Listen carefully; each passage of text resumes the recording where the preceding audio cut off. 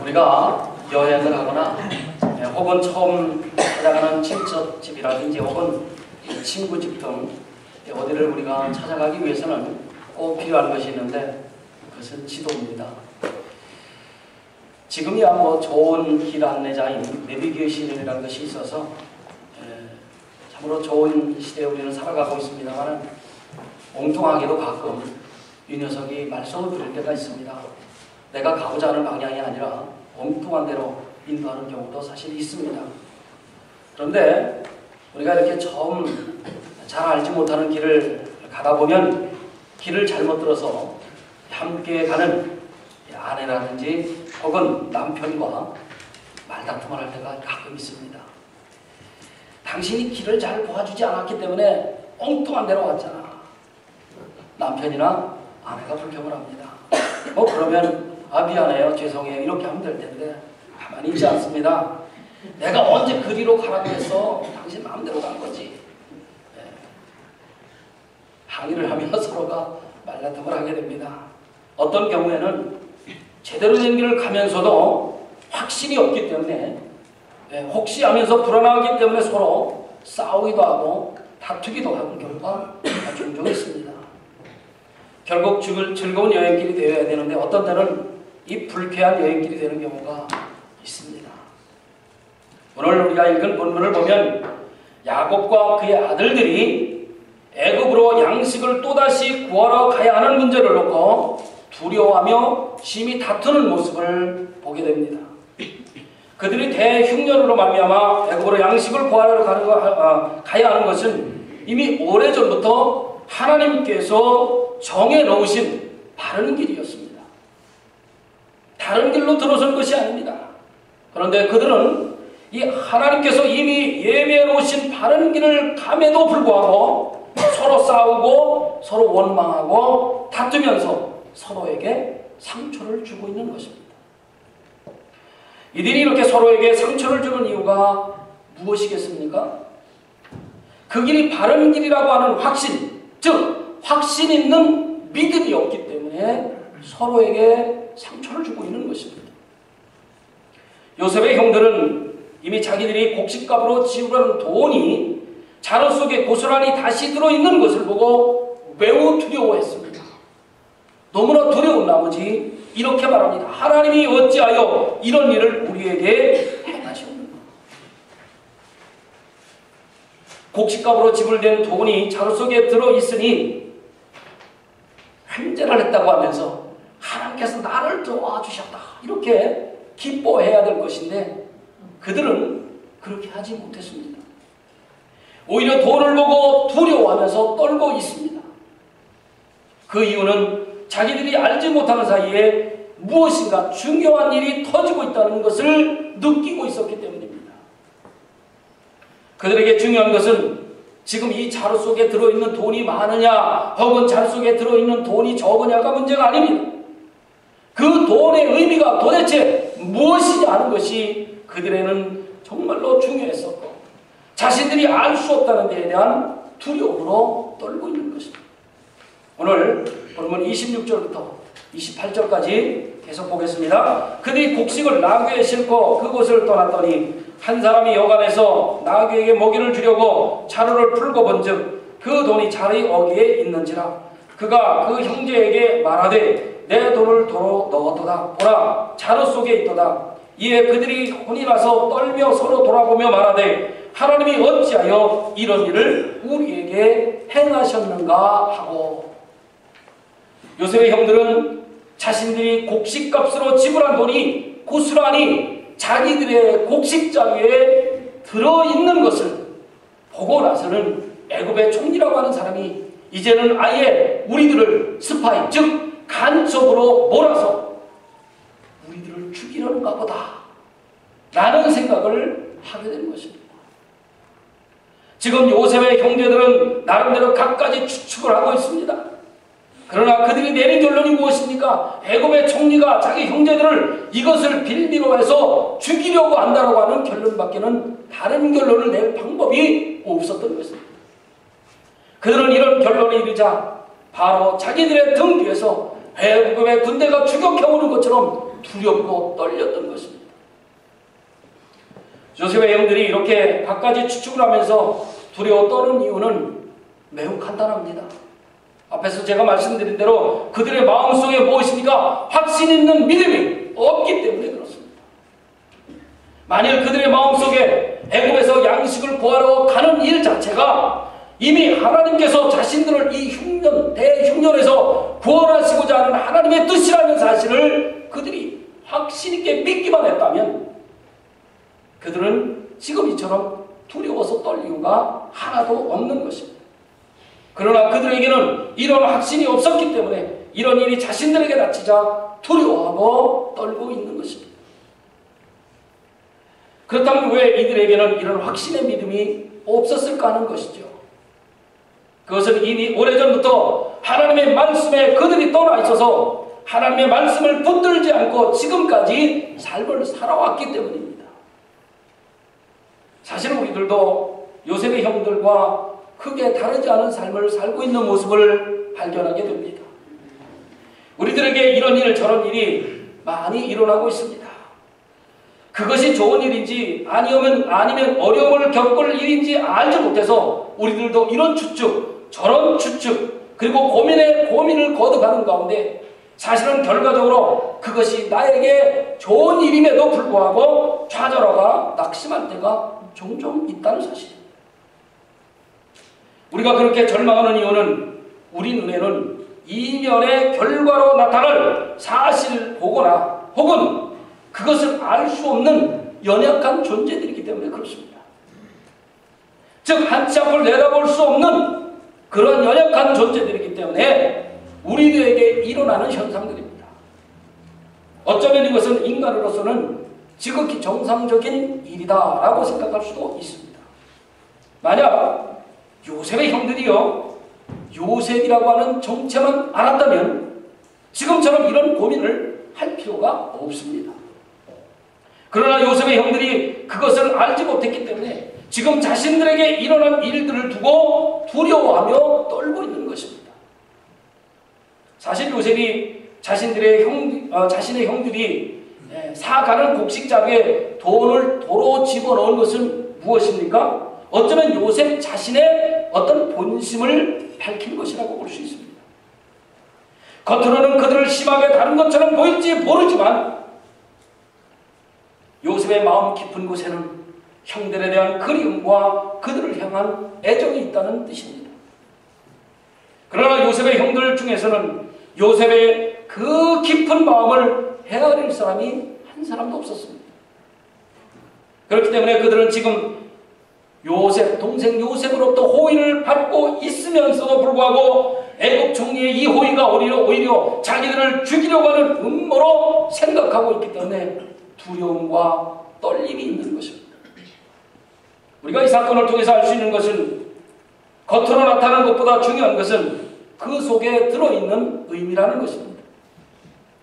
저와 여러분들에게도 중요한 문제는 무엇입니까? 하루하루 우리들 주위에서 일어나는 일들의 의미입니다. 우리 주위에서 일어나는 일들이 과연 나에게 어떤 의미를 주는지에 대해서 살피는 것 무엇보다도 중요합니다. 그런 것들은 나와는 전혀 상관없는 일이야. 이것이 아닙니다. 동성애를 인정하는 이 문제가 지금 당장에는 나에게는 아무런 문제로 다가오지 않을지 모르겠습니다만 그러나 언젠가는 그 문제 때문에 내가 혹은 교회가 고민할 때가 반드시 올 것이라는 것입니다. 우리에게 일어나는 모든 일들은 우리에게 신앙적인 의미를 가져다 줍니다. 다시 말해서 우리들에게 일어나는 일들은 하나님의 허락 없이 일어나는 일들이 하나도 없다는 뜻입니다. 나와는 전혀 상관없는 일 같지만 결국에는 그것이 나에게 신앙적으로 의미 있는 일로 다가올 수 있다는 것입니다. 그렇기 때문에 내 주위에서 일어나는 일에 대한 신앙적인 해석이 우리들에게는 꼭 필요합니다.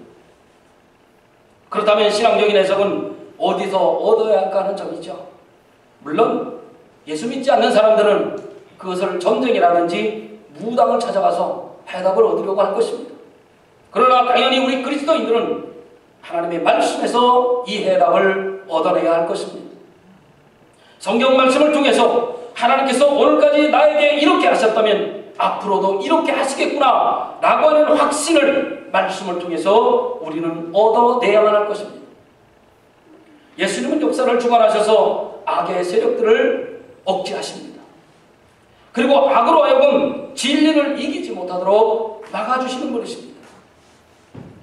결국 악의 세력을 막아주시고 악으로 하여금 진리를 이기지 못하게 하심으로 하나님의 뜻을 우리로 하여금 이루어 나가시도록 우리를 도와주고 계십니다. 그래서 예수님은 진리의 주체로서의 빛이 되시는 것입니다. 마음속에 주시는 확신을 가지고 신앙생활하는 사람은 결코 망하지 않습니다. 진리의 주체로서의 빛 되신 예수님께서 성령님을 통하여 우리를 인도하시고 이끄시고 계시고 보호해 주시고 계시기 때문에 그렇습니다. 하나님의 백성들의 마음속에는 빛이 있습니다. 그 빛은 나는 잘 알고 가는 길이 아니라는 것, 혹여라도 나는 잘 알고 가는 길이 아니라 할지라도 나의 걸음을 정확히 인도하신다는 확신을 가지고 가는 길이기 때문에 이 빛이 어둠을 몰아내고 두려움을 쫓아내는 것입니다. 그래서 우리 그리스도인들은 언제나 빛 가운데서 삶을 살 수 있는 것입니다. 그런데 야곱의 아들들에게는 이러한 빛이 없었다는 겁니다. 그들은 분명히 하나님께서 이미 준비해 놓으신 길을 걸어가고 있음에도 불구하고 동생 요셉이 형들에게 자신의 본심을 밝혔음에도 불구하고 두려워서 지금 떨고 있는 것입니다. 거의 혼비백산이 되어서 겨우 가나안에 가서 아버지 야곱의 집에 도착했을 때에 야곱의 형제들은 어떻게 합니까? 애굽에서 일어난 이 엄청난 일들을 아버지 야곱에게 다 지금 또 털어놓고 있습니다. 본문 29절부터 길지만 35절까지 계속 있습니다. 그들이 가나안 땅에 돌아와 그들의 아버지 야곱에게 이르러 그들이 당한 일을 자세히 알려 아뢰되 그 땅의 주인인 그 사람이 엄하게 우리에게 말씀하고 우리를 그 땅에 대한 정탐꾼으로 여기기로 우리가 그에게 이르되 우리는 확실한 자들이여 정탐꾼이 아니니이다. 우리는 한 아버지 아들 12형제로서 하나는 없어지고 막내는 오늘 우리 아버지와 함께 가나안 땅에 있나이다 하였더니 그 땅의 주인인 그 사람이 우리에게 이르되 내가 이같이 하여 너희가 확실한 자들임을 알리니 너희 형제 중에 하나를 내게 두고 양식을 가지고 가서 너희 집안의 굶주림을 구하고 너희 막내 아우를 내게로 데려오라. 그러면 너희가 정탐꾼이 아니요 확실한 자들임을 내가 알고 너희 형제를 너희에게 돌이키리니 너희가 이 나라에서 무역하리라 하더이다 하고 각기 자루를 쏟고 본즉 각 사람의 동문치가 그 자루 속에 있는지라 그들과 그들의 아버지가 동문치를 보고 다 두려워하였더니. 지난번에도 제가 말씀을 드렸습니다마는 성경에서 반복적으로 계속 내용이 말하는 것은 그 내용에 우리의 집중을 이렇게 관심을 집중시키시기 위함입니다. 반복되는 이야기 속에 있는 의미를 다시 한번 깊게 생각해보라는 의미라는 말씀입니다. 지금 이 이야기는 우리가 이미 앞에서 본 말씀입니다. 우리가 이미 알고 있는 이 이야기를 야곱의 아들들의 입을 빌어서 다시 한번 이렇게 사건을 반복하고 있는 것은 그들의 상황이 지금 너무나도 중요한 문제라는 것을 우리에게 알려주기 위함입니다. 성경 저자는 지금 요셉의 형들이 자기들 스스로의 힘으로는 이 문제를 도저히 감당할 수도 없고 풀 수도 없는 어려운 문제에 부닥쳐 있다라고 하는 것입니다. 요셉의 형들은 지금 중간에서 이럴 수도 없고 저럴 수도 없는 아주 곤란한 처지에 빠져 있습니다. 요셉의 형들은 지금 중간에서 정말 샌드위치와 같은 그런 위치에 놓여 있습니다. 한쪽에서는 어떻습니까? 어마어마한 권력을 지은 주인 그 애굽의 총리가 형제들 중에서 둘째인 시몬을 감옥에 인질로 잡아넣었습니다. 그리고 뭐라 그럽니까? 막내인 베냐민을 데려오지 않으면 너희들이 다음에는 절대로 돌아가지 못할 것이고 양식을 구하지 못할 것이라고 엄포를 놓고 있습니다. 그리고 다른 한쪽에서는 아버지 야곱이 버티고 있습니다. 데리고 가야 할 막내 베냐민을 내 눈에 흙이 들어가기 전까지는 절대로 데려가지 못한다. 내어줄 수가 없다. 라고 버팅기고 있는 것입니다. 야곱은 자기가 가장 사랑하던 라헬이 난 아들 요셉을 잃어버리고 그나마 막내 베냐민을 자신의 생명처럼 귀하게 여기고 있었습니다. 이렇게 양쪽의 줄다리기 속에 요셉의 형제들이 지금 샌드위치처럼 끼어 있는 것입니다. 그 와중에도 흉년은 계속되고 있습니다. 가져온 양식은 다 떨어져 가고 있습니다. 이러다가는 모두 굶어 죽을 판입니다. 그렇다고 아버지 야곱에게 거짓말을 할 수도 없습니다. 그래서 애굽 총리에게 말하였던 사실 그대로 형제들은 아버지에게 다시 고하고 있습니다. 우리는 한 아버지의 12아들로서 하나는 없어지고 막내는 오늘 우리 아버지와 함께 가나안 땅에 있나이다.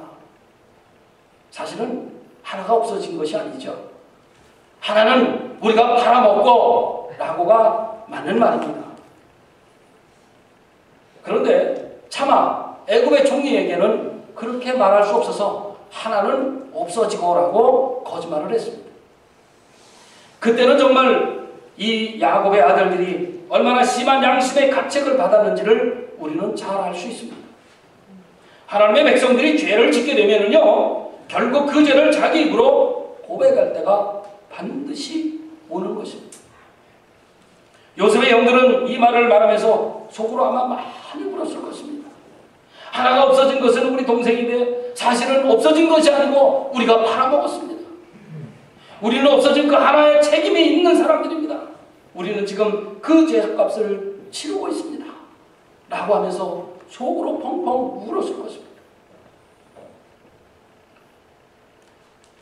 성경은 지금 이 없어진 한 사람에 대해서 계속 이야기를 함으로써 이미 죽어버린 요셉의 형들의 양심을 다시 일깨우고 있습니다. 우리는 할 수만 있으면 진실을 은폐하고 대충 넘어가려고 합니다. 그러나 하나님은 예수 그리스도의 십자가 보혈을 통해서 구원받은 백성들이 그렇게 대충 넘어가는 것을 원하지 않으십니다. 강단에서 선포되는 말씀을 통해서 자기 입으로 하나님 앞에 실토하게 만드십니다. 지금 야곱의 아들들이 이 함정에서 빠져나갈 수 있는 유일한 길이 무엇입니까? 그것은 모든 것을 다 자기 입을 통해서 토해내는 것입니다. 사실대로 고백하는 것입니다. 지금이라도 자기들에게 주어진 상황에서 모든 것을 정직하게 대하는 것입니다. 그것만이 하나님 앞에서 살아남을 수 있는 유일한 길이기 때문에 그렇습니다. 아버지 야곱은 애굽의 양식을 구하던 아들들로부터 이 엄청난 이야기를 듣고 자신의 감정을 주체없을 정도로 큰 분노와 절망에 빠져버립니다. 오늘 본문 36절 보겠습니다. 그들이 아버지 야곱이 그들에게 이르되 너희가 나에게 내 자식들을 잃게 하도다. 요셉도 없어졌고 시므온도 없어졌거늘 베냐민을 또 빼앗아 가고자 하니 이는 다 나를 해롭게 함이로다. 사실 야곱은 12아들들 중에서 둘째 시므온이 보이지 않자 애굽에서 무슨 일이 있었는지 궁금해하고 있었던 찰나였습니다. 그런데 시므온은 인질로 애굽에 잡혀있다는 사실을 아들들의 입술을 통해서 듣게 된 것입니다. 그리고 베냐민을 보내지 않으면 시므온을 죽이겠다고 하니까 막내 베냐민을 보냈다가는 베냐민마저도 그만 죽을 수 있겠구나 라고 하는 생각이 야곱이 갖게 된 것입니다. 그래서 야곱의 입에서 자식들을 향한 원망과 불평이 지금 터져나온 것입니다. 지금 요셉도 죽어 없어졌고 너희가 뭘 어떻게 했길래 시므온마저 붙들려서 그것도 모자라서 베냐민마저 데려다가 죽이려고 하는 것이냐, 이런 원망을 아들들에게 토로하고 있는 것입니다. 지금 야곱의 상태는 자신의 감정을 주체없을 정도로 그의 마음은 무너져 내리고 있습니다. 지금 그가 신앙인이라고 생각할 수 없을 정도로 분노하고 있는 것입니다. 그의 마음에는 지금 아들들을 향한 불같은 미움과 원망으로 가득한 상태입니다. 이것을 보면 지금 야곱의 가정은 영적으로 완전히 망가졌다라고 생각할 뿐입니다. 우리 그리스도인들이 성령으로 충만해 있지 않으면 바로 이런 상태가 될 수 있다는 것입니다. 우리 그리스도인들도 성령으로 충만하지 않으면 믿지 않는 사람과 전혀 다르지 않을 수 없다는 것이죠. 겉으로만 성경책 가지고 교회에 나오는 것이지 그 사람의 마음에는 분노와 미움으로 그리고 악으로 가득하게 되는 것입니다. 그렇기 때문에 우리 그리스도인들이 성령 충만하지 않은 것은 무엇입니까? 바로 죄 짓는 일로 연결되는 사실입니다. 자기도 모르는 사이에 남을 미워하게 되고 불평과 불만을 쏟아내게 되는 것입니다. 이기심과 자신감이 싹트게 되는 것이고 자기를 칭찬해주고 자기를 알아주지 않으면 자기의 의를 드러내게 되는 것입니다. 본문 37절, 38절 계속 보겠습니다. 루벤이 그의 아버지에게 말하여 이르되 내가 그를 아버지께로 데리고 오지 아니하거든 내 두 아들을 죽이소서. 그를 내 손에 맡기소서. 내가 그를 아버지께로 데리고 돌아오리이다. 야곱이 이르되 내 아들은 너희와 함께 내려가지 못하리니 그의 형은 죽고 그만 남았습니다. 만일 너희가 가는 길에서 재난이 그에게 미치면 너희가 내 흰 머리를 슬퍼하며 수월로 내려가게 함이 되리라. 물론 이것은 아버지 야곱을 진정시키기 위한 큰아들 루벤이 한 말입니다. 그러나 이것은 말이 되지 않는 제안입니다. 아무리 아버지를 위한다고 한 말이지만 그러나 아버지로부터 자식 살리기 위해서 손주를 죽여야 한다는 것입니다. 이건 말이 되지 않습니다. 이것은 루벤이 아버지를 2번 죽이는 꼴이 되는 것입니다. 야곱은 이 제안을 할아버지로서 당연히 거절을 합니다.